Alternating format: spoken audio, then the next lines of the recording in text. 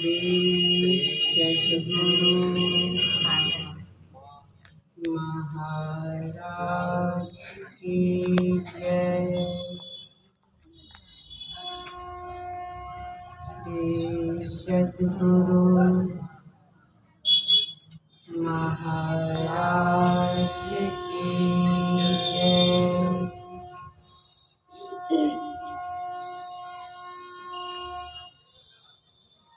शुद्धानंदं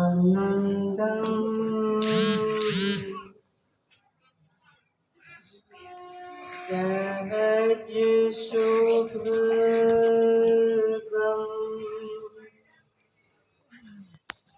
निर्मलं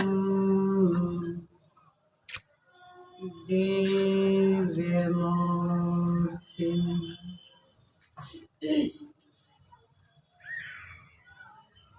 शोकातीतं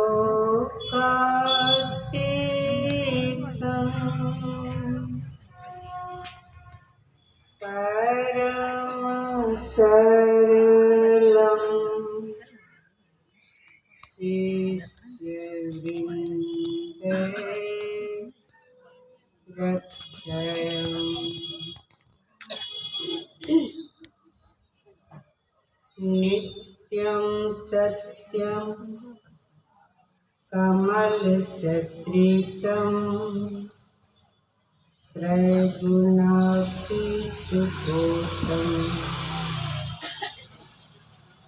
देहातीतं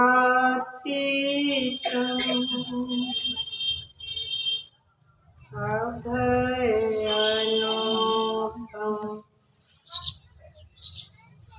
भूयो भूयो नमाम्यहम्।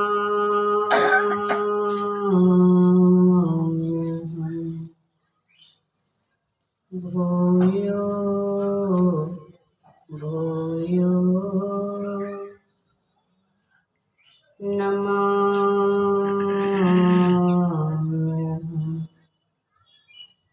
भूयो भूयो नमाम्यहम्।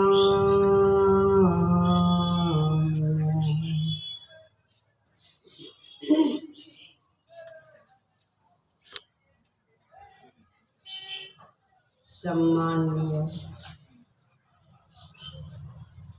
साधु समाज एवं साधु सत्संग प्रेमी सज्जन वृंद,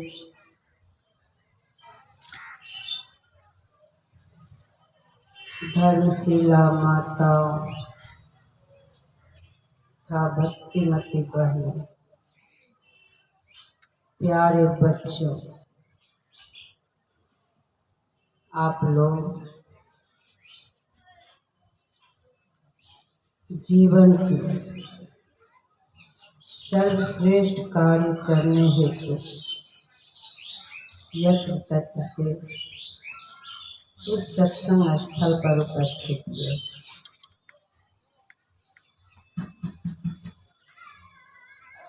मुझे तो बारंबार यही दिखता है, आप लोग बहुत पुण्यात्मा,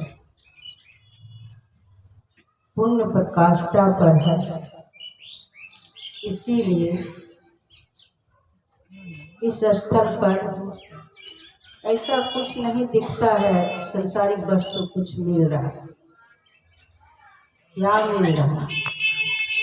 जो मन में शांति है, मन शांत है, शरीर भी स्थिर से बैठा हुआ है। यहाँ कुछ चाहना नहीं, फिर भी आनंद में है।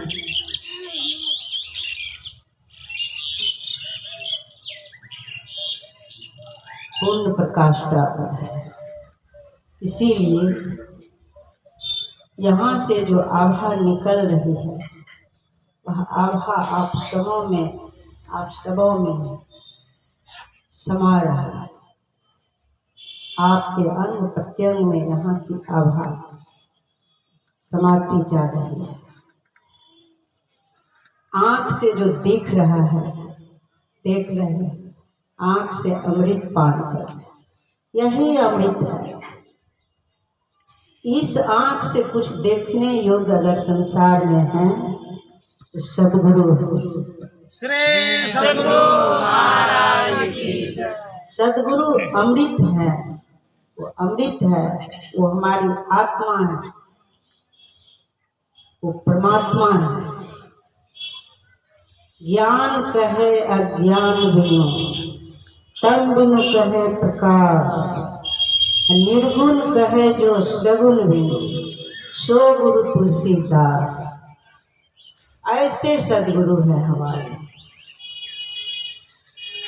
ये संसार में सर्वत्र है, सबके साथ है, सबके अंदर, सबके बाहर, सब तरह से ओत-प्रोत है, लेकिन इनमें संसार के लेश मात्र नहीं है।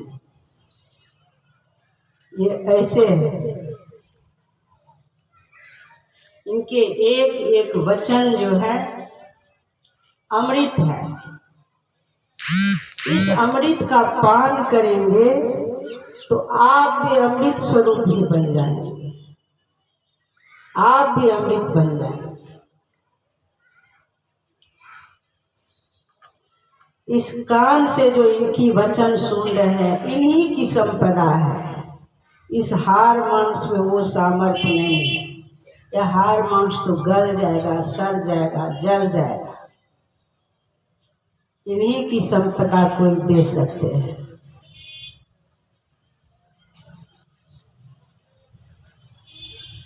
कान से जो सुन रहे हैं वह अमृत है। आप कान से अमृत पान कर रहे हैं, यही अमृत अमरता की तरफ ले जाएगा। एक एक पग उठा करके जो आप लोग यहाँ आए हैं, समझ लीजिए उतना तीर्थ सेवन हुआ है। यहाँ का आना 84 के चक्कर छुड़ा देता है। श्री सद्गुरु महाराज की जय। जन्म मरण का जो चक्र है, दौड़ रहे संसार की तरफ, दौड़ते जा रहे हैं, दौड़ते जा रहे हैं, भवजल में दिन प्रतिदिन बहते ही जा रहे हैं। इतना शरीर धारण करके, इतना विषय भोग होते होते इतना दूर बह जाते हैं कि फिर तो उस अथाह सागर से निकल पाना बड़ी मुश्किल है। लेकिन यहाँ का आना संसार का दौड़ना छुड़ा देता है। ऐसे स्थल पर आप लोग हैं।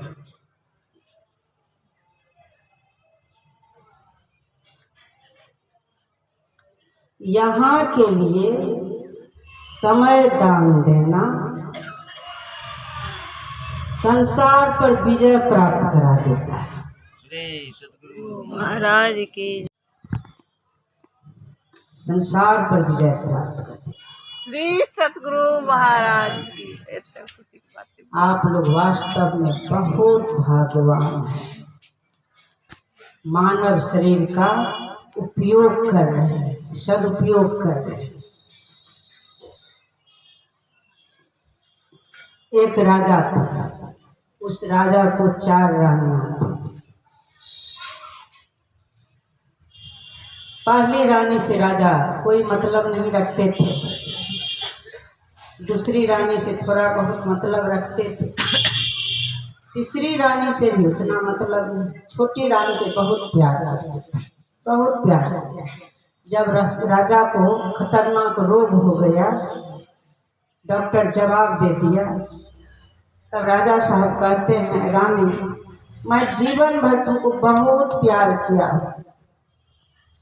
जितना प्यार तुमको किया उतना प्यार किसी को नहीं किया। अब तो मैं चला जाऊंगा, तुम साथ जाओगी ना? बोले एक पल के लिए भी मैं साथ नहीं जाऊंगा।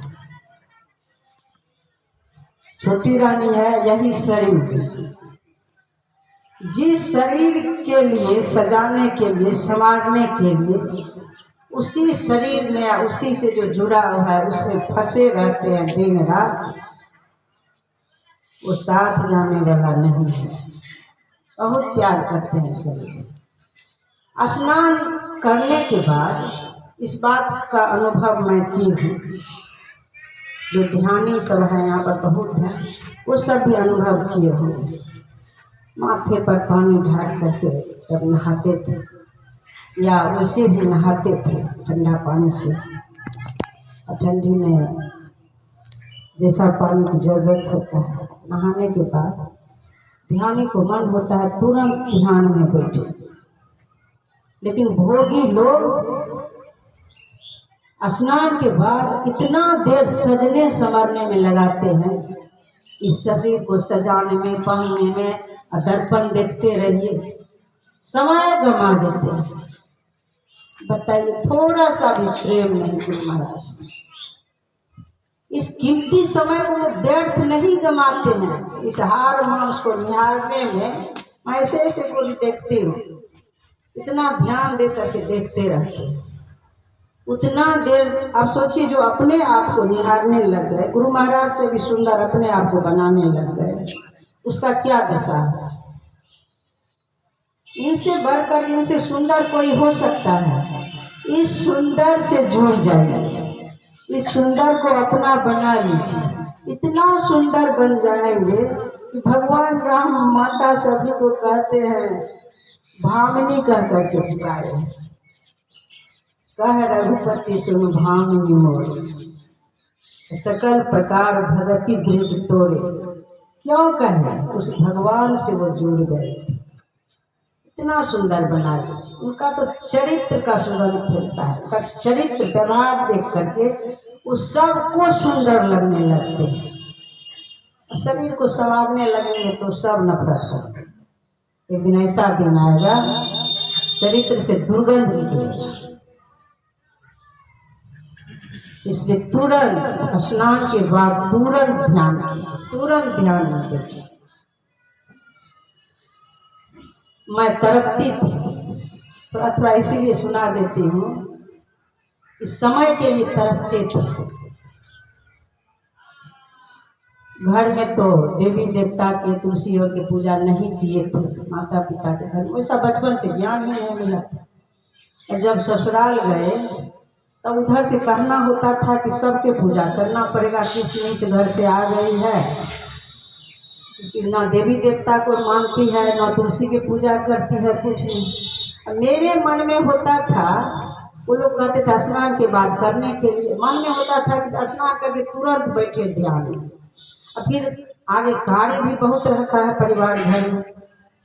अब क्या करें, पहले तो थोड़ा सा बहुत विरोध हुआ, समझ नहीं पाते थे, लेकिन गुरु महाराज के लिए जो तड़पते थे, बेचैन रहते थे, गुरु महाराज ये क्या हो गया, बड़ी दुखी रहते थे।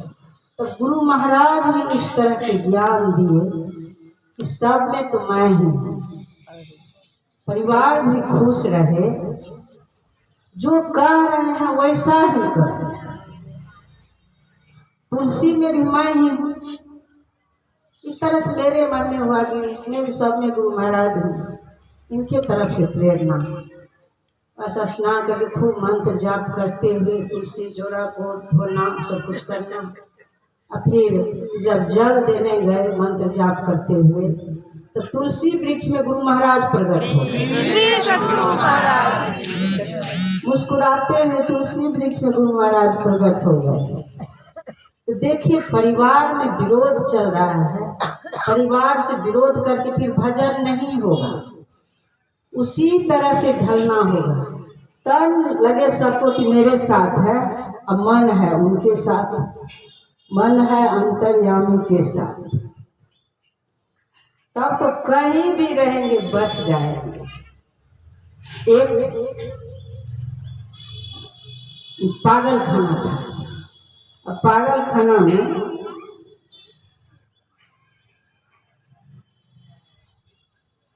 सबके सब पागल था, पता ही नहीं चलता था इसमें सबके सब पागल, जो जाता था पागल हो जाता था। सब पागल मिल करके जाता था, एक कुआं का जल पिलाता था, कुआं के जल पीते ही पागल हो जाता था। एक चतुर व्यक्ति उसमें गया, देखा इतना इतना पागल है, क्या बात है। सब पागल मिलकर के जब प्रवेश किया तो सब उठा करके ले गया, उसको पानी देते गया चूल्हों में कि पानी पियो। तो वो क्या किया, भीतर से छेद कर दिया, नीचे में चूल्हों में छेद कर पानी मुंह में लगा दिया, पानी देते गया। ये लगता था सबको पी रहा है, लेकिन वो पानी पिया नहीं, एकदम सावधान है। और सबका सारी जो जिस तरह से करता था सब कुछ समझ गया, समझ करके फिर हर तरह से सबको उससे छुटकारा भी दिलाया। उसी तरह से परिवार अगर प्रतिकूल हो जाए, संसार के विषय भोग में जो फंसा हुआ है वो भी पागले है, सच्चाई को नहीं जान रहा है कि संसार और शरीर रूपी कुआं से निकलना है, कैद से निकलना है। अगर कोई वैसा ज्ञानी प्रवेश कर गए उसमें, उस वैसे माहौल में, उसको निकालना है। वो विषय भोग खूब कर रहा है, मनमाना खा रहा है, पी रहा है, मनमाना कर रहा है, उसमें रहना है, लेकिन उसको लगे कि मेरे ही साथ है। लेकिन सदा सावधान रहना, सदा सावधान रहना, सदा गुरु के ज्ञान में चलना है। वो कैसे चल पाएंगे, बड़ी सावधानी से रहना पड़ेगा, एकदम सावधान होकर के सुबह में इतना ध्यान करना पड़ेगा। फिर कल मैं सुनाई थी, रामकृष्ण परमहंस कहते थे कटहल काटने से पहले तेल लगा लीजिए, भजन रूपी तेल इतना लगा लीजिए कि संसार रूपी कटहल, संसार रूपी कटहल का लस्सा नहीं लगे, संसार रूपी कटहल का लस्सा लगे नहीं।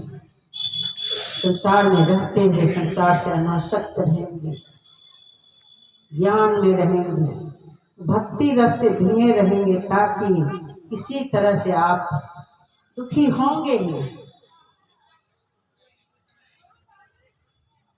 तो वो राजा, मैं इधर चली आई थी, छोटी रानी जो थी सब जवाब दी, मैं कुछ देर के लिए भी आपके साथ रहने जाने वाली नहीं हूँ।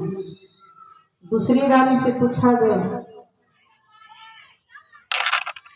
कि आपकी तरफ तो मैं दुखी हूँ, आप जाएंगे ना मेरे साथ? अब तो मैं जा रहा हूँ संसार से। उनका परिवार है, शरीर है, ये शरीर थी छोटी रानी, उनका परिवार, रिश्ते नाते। बोले हाँ हाँ, सारी व्यवस्था जो होगा वो सब कर देंगे, श्राद्ध वगैरह जो सब होता है वो सब कर देंगे। फिर तीसरी रानी धन से पूछा गया, तीसरी रानी धन है, धन से किसके लिए, मैं क्या नहीं किया धन उपार्जन के लिए? बोले हाँ, शमशान तक जाएगा। उनके रिश्ते नाते भी बोले सारी व्यवस्था शमशान तक जो जाना होता है उतना दूर जाएंगे, और तो आगे नहीं जा पाएंगे। तब सबसे बड़ी रानी जो है उसको पूछा गया, आपके तरफ तो मैं कभी ख्याल नहीं किया, ध्यान ही नहीं दिया, वो सदकर्म, कर्म तो किया, धन उपार्जन के लिए, जन बढ़ाने के लिए, रिश्ते नाते बढ़ाने के लिए, शरीर के लिए सब कुछ किया, लेकिन सदकर्म की तरफ ध्यान नहीं दिया। इतना दिन जो समय मिला है, जितना हो सके सदकर्म करें। और सदकर्म होगा कैसे? गुरु के ज्ञान के प्रकाश में जो चलते हैं उसी से सदकर्म होता है, नहीं तो हो ही नहीं सकता। इसीलिए कहते हैं, संत महापुरुष कहते हैं, गुरु ज्ञान के प्रकाश में चलना चाहिए, गुरु के ज्ञान के प्रकाश में रहिए, श्री ध्यान कीजिए, मंत्र जाप कीजिए।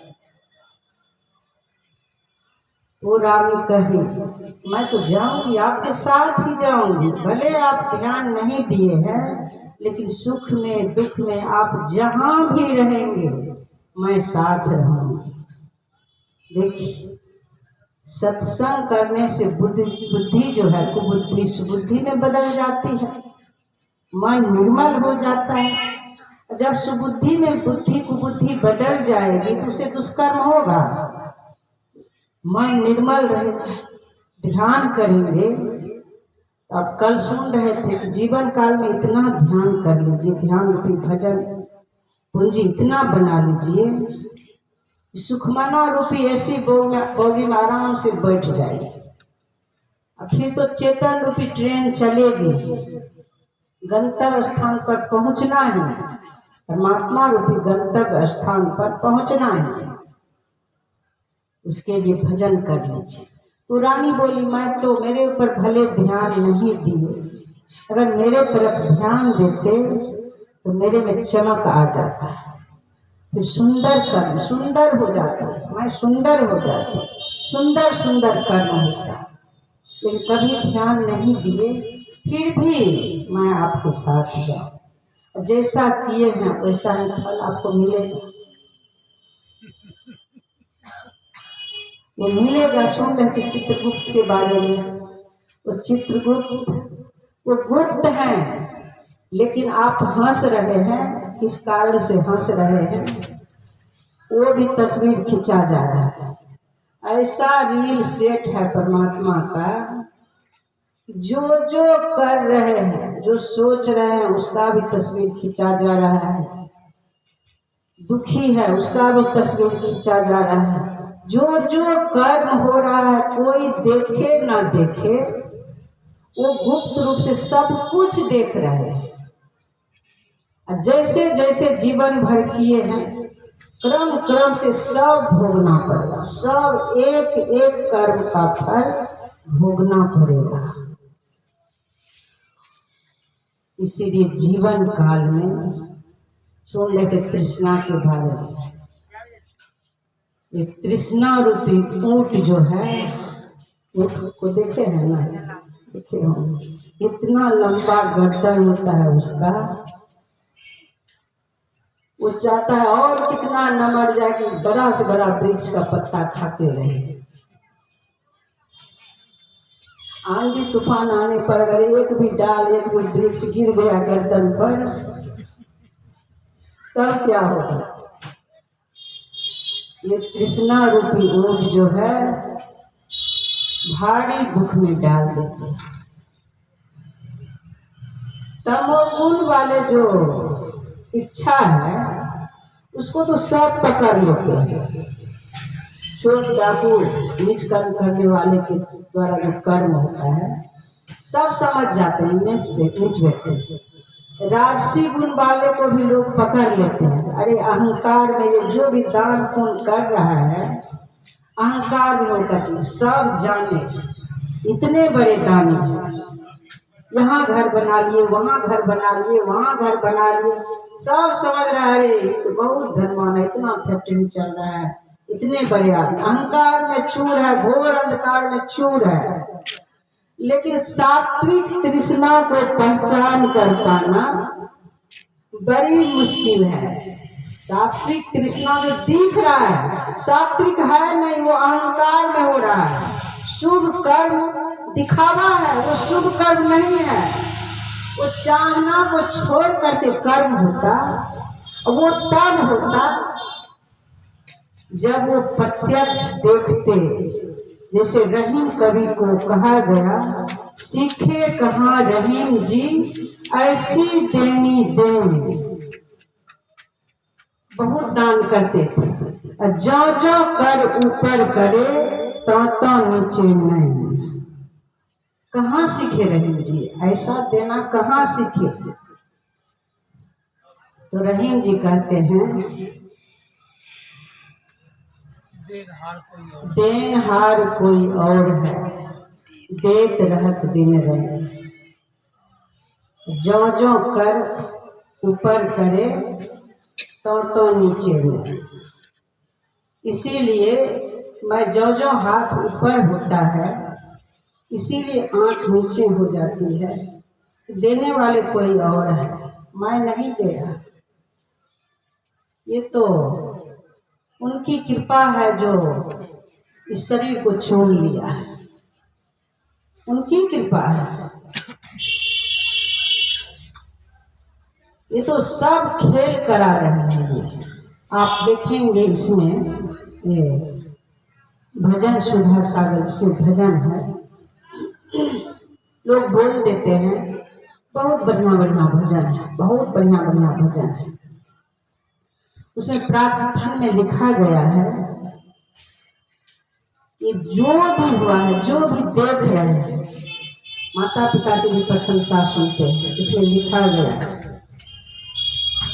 सदाचार में दृढ़ कराने वाले पहला गुरु मेरे माता पिता, और बारंबार सत्संग करा करके गुरु महाराज ने विश्वास दिलाया। क्या वो मेरे माता पिता गुरु नहीं है? जड़ तो वहीं पर मजबूत हुई है। उस रूप में गुरु महाराज, मेरे माता पिता के रूप में गुरु महाराज। फिर बाद में जैसे जैसे जिनके द्वारा साहस मिला है, जिसके द्वारा मानस जाप मिला, दृष्टि साधन मिला, नदानुसंधान की क्रिया मिला, जिन जिनके द्वारा अमृत तुल्य वचन को सुन सुन करके साहस मिला, सब के सब गुरु हैं। लेकिन अंत में लिखा गया कि महाभारत के युद्ध जब समाप्त हुआ था तो अंत में भगवान श्री कृष्ण बर्बरी के पास पहुंचे। बोला बताओ, कटा हुआ सिर से पूछा, उनको देखना था, देखने की इच्छा थी महाभारत का युद्ध। कहानी उधर जाना नहीं, आप लोग तो जानते हैं। पूछा गया कि महाभारत के युद्ध में सबसे बड़ा वीर तुमको कौन दिखा? महाभारत का जो युद्ध हुआ उसमें सर्वश्रेष्ठ वीर कौन दिखा? तो बर्बरी क्या कहते हैं, देखिए उनको ज्ञान हो गया। वो बोले प्रभु, मैं तो सारे वीरों में किसी को वैसा वीर नहीं देखा, सबके साथ सारे वीरों में आपका चक्र ही काम कर रहा है। श्री सद्गुरु महाराज आपका चक्र काम कर रहा है। ऐसे सद्गुरु को अगर पकड़ लेंगे तो आपका बेड़ा पार हो जाएगा। श्री सद्गुरु महाराज की ऐसे सद्गुरु को अपना मालिक बना लीजिए। और घर में आग लगने से पहले, शरीर रूपी घर में भी आग एक दिन लगेगा, उससे पहले, आग लगने से पहले कुआं खोद लेना चाहिए। सुनते हैं देहाती कहावत, आग लगने से पहले कुआं खोद लीजिए। इस तरह से संसार में भी बताया जाता है। उसी तरह से इस शरीर में भी उल्टा कुआं, उस जल में, उस निर्मल जल में जब डुबकी लगा लेंगे तो परम पवित्र हो जाएंगे। न कभी जलेंगे, न सड़ेंगे, न मरेंगे, हर तरह से अमर, अचल, अमर, अकम, उन्हीं के जैसा निर्गुण निराकार हो जाए, उन्हीं के जैसा हो जाए। उस निर्मल जल में डुबकी लगाए, उन्हीं के जैसा, उन्हीं में होकर के एक मेघ हो जाए। जीवन काल में वो कुआं खोद लेना चाहिए। वो इसी शरीर में है, वो स्थान पिंड ब्रह्मांड के मध्य में है।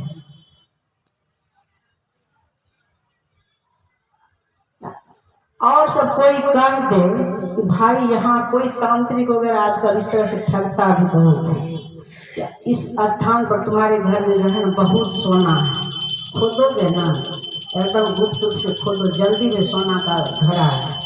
कोई कह दे, कब खोद लेंगे। जो नहीं भी कुदाली चलाते वो भी कुदाली चलाते चलाते दिन रात एक करके सोना निकालेंगे।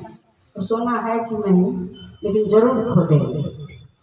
और कह देंगे, कोई संत महापुरुष कहते हैं इस शरीर में भी वो स्थान है, अगर खोदोगे उस सोना का तो नाश हो जाएगा। संसार में हीरा सोना मनी जो भी मिल जाए उसका तो नाश हो जाएगा, वो साथ जाने वाला नहीं है जीवात्मा के साथ। लेकिन इस शरीर में जो परमात्मा स्वरूप सोना है, परमात्मा स्वरूप मणि है, परमात्मा स्वरूप हीरा है, उस हीरा को अगर उस कुआं से निकाल लिए, जो शरीर रूपी कुआं में जन्म जन्म से गिरा हुआ है। जैसे दूध में मक्खन मिला हुआ है उसी तरह से है, पता भी नहीं चलता है कि कहाँ पर वह हीरा है। जीवात्मा रूपी हीरा है कहाँ, पता भी नहीं चलता है। बताइए, तो उस कुआं में जब चाहेंगे उससे निकाल सकते हैं, आप ही निकाल सकते हैं। यही मनुष्य शरीरधारी निकाल सकते हैं, उस जीवात्मा को मुक्त कर सकते हैं। तो उसके लिए वही कार्य करना पड़ेगा। सबसे पहले गुरु महाराज का दिया हुआ मंत्र जो है, इस बात को सब कोई याद रखे। मंत्र जाप नहीं हो रहा है। एक बूढ़े बाबा दिन रात चौराहे पर बैठ जाते थे, रोड के तरफ देखते रहते थे। यही स्थिति इस मनुष्य का हो गया। इधर से कौन आ रहा है, थोड़ा पूछते क्या हो रहा है, उधर सब समाचार कुशल समाचार सुनते क्या सब हुआ। बताइए, उससे कुछ होने जाने वाला नहीं। उधरे देखते रहते थे। जब मिल जाता था तो वही सब घर की बात निंदा शिकायत, पत्नी ऐसे करती है, बहू ऐसे करती है, बेटा ऐसे करता है।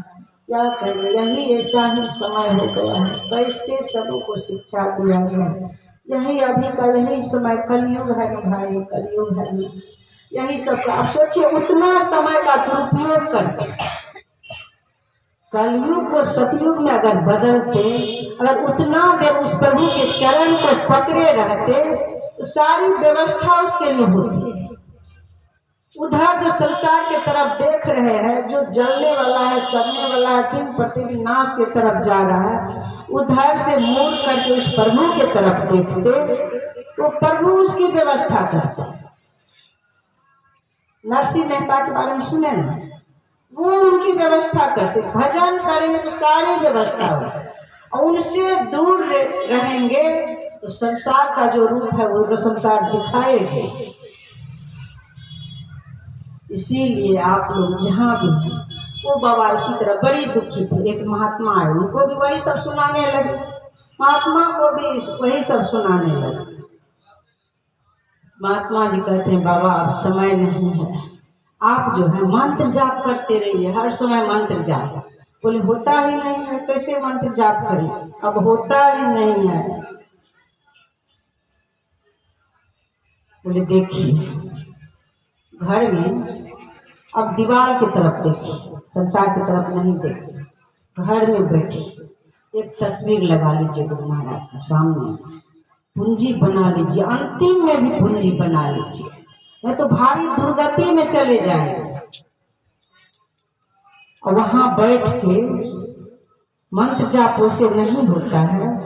गुरु महाराज की तरफ 100 कोई कुछ रख लीजिए, काठे ही रख लीजिए, लड्डू बना करके कोई पत्थले रख लीजिए 100, या पढ़े लिखे हैं तो लिखवे कीजिए। गुरु महाराज को एक बार देखे मंत्र, फिर देख रहे हैं, फिर लिख रहे हैं, फिर देख रहे हैं, उसी को दोहराते रहिए। या कोई चीज रख लीजिए, जितनी एक पत्थर रखे, एक बार खूब प्रेम से पुकारे, फिर दूसरा पत्थर रखे तो प्रेम से पुकारे, तीसरा। अब सोचिए, दिन रात संसार के तरफ थे, अब उन्हीं को देख देख करके उन्हीं की पुकार जितिया नाम रट रही है। राम नाम मणि दीप धरू, जीव देहरी द्वार, और तुलसी बाहर भीतर ही जो चाहे उजिया। जीव से वो उस नाम को रटेंगे, जीव पर वह प्रकाश पड़ेगा, तो फिर मन से भी होगा, श्वास से भी होगा, हर श्वास में होगा, और फिर बाद में मन से भी मंत्रावृत्ति होगी। अभ्यास कीजिए बाबा, आप अभ्यास कीजिए, नहीं तो अनर्थ हो जाए। और वही करने लगे। बाद में महात्मा पूछे, भाई मंत्र जाप होता है? बोले हाँ। शुरू दिन तो बताए 500 बार होता है, दूसरे दिन बताया आज 5000 बार किए, 600 सहस्त्र, 2100 जाप, अनर्थ उपजे आप ही आप। अंतिम में भी वह उस पूंजी को बना लिए, मंत्र जाप करने लग गए। सुन रहे थे परसों कि शैतान आ गया था उस बच्चे को ले जाने के, लेकिन मंत्र जाप इतना माता पिता कराए थे, इतना बच्चा किया था कि रक्षा कवच बन करके घेरा हुआ था, कुछ नहीं चला सका। उसी तरह समझिए मंत्र जाप हो रहा है, मंत्र को पकड़े हुए हैं तो गुरु महाराज के गोद में है आप, छोटे बच्चे की तरह उनकी संभाल होगी।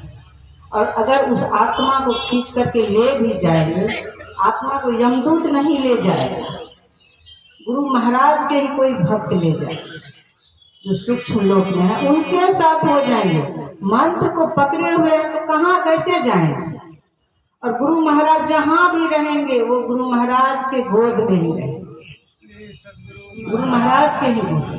जब ये सर्वत्र है, सृष्टि के कण कण में व्याप्त है, हम जीव से या मन से जैसे भी है इनके नाम को पकड़े हुए हैं, बताइए कहाँ जाएंगे? फिर बहुत जल्दी में काम बनेगा। मंत्र जाप करते हुए प्राण निकला तो वायु प्रधान वो जीवात्मा का शरीर होता है, क्योंकि स्थूल शरीर छूटता है, लेकिन शरीर उसको लगता है शरीर में, ऐसा लगता है शरीर मेरे साथ, क्योंकि शरीर का भेदन हुआ नहीं। देखिए शरीर का भेदन करना पड़ता है। ये शरीर जो है मानस जाप मानस ध्यान के द्वारा बारंबार सुनते हैं, मार्ग चलते हुए जहाँ भी जा रहे हैं एकदम सिमटाव में रहेंगे, एकदम सर्वश्रेष्ठ कार्य कीजिए। जो कार्य कल होने वाला है, परसों होने वाला है, बेटी का विवाह हो, जमीन जायदाद जो भी हो, कर्म कीजिए, समय पर होगा। लेकिन मन से गुरु महाराज को पकड़े रहिए, मन से पकड़े रहिए। जब राम नाम चिंतामणि सुंदर, ये सुंदर चिंतामणि है, इस सुंदर चिंतामणि के पास, इस सुंदर चिंतामणि को धारण किए हुए हैं, उस चिंता को, जिस चीज का चिंता आप कर रहे हैं उसको पूरा करने वाले तो गुरु महाराज है। वो कार्य समय पर हो जाएगा, कार्य समय पर कर लेंगे। लेकिन ऐसे इस तरह से अभ्यास बनाइए कि हर समय हर क्षण गुरु मन जाओ में ही रहे, निश्चय निर्वाण होई संत सब करे हो, निर्वाण होई जीवात्मा को छुटकारा मिल जाता है, शरीर रूपी कैद से वो जीव छूट जाते हैं। लेकिन जान लीजिए निर्वाण सिर्फ जीवात्मा का ही नहीं होता, संसार में लोक परलोक दोनों बन जाता है, इस लोक में सब काम बन जाता है। नित्य प्रति सत्संग कर ले प्यारा, तेरा कार्य सरेसा।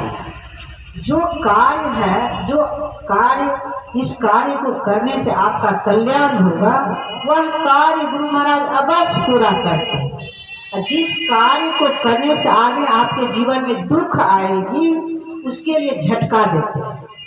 अरे इस कार्य को करने से तुम्हारे जीवन में भारी दुख आगे आएगा, इधर तुम आगे बढ़ रहे हो। जैसे माँ बच्चे को देख रही है कि बच्चे अब आग छूने के लिए जा रहा है, तुरंत माँ उधर से लौटा लेती है बच्चे को। उसी तरह से गुरु महाराज लौटा लेते हैं कि आगे इसके जीवन में दुख नहीं आएगा, भारी आफत आ जाएगा। इस तरफ ये आगे बढ़ रहा है, झटका लग गया तो तुरंत उधर से वो झटका देते हैं। इसलिए ये नहीं सोचिए कि गुरु महाराज साथ नहीं देते हैं। और सुंदर होने वाला है आपका, और सुंदर जीवन होने वाला है, उससे भी सुंदर कार्य बनेगा। ये सब देख रहे हैं, इसलिए इनको पकड़े, इनको पकड़े।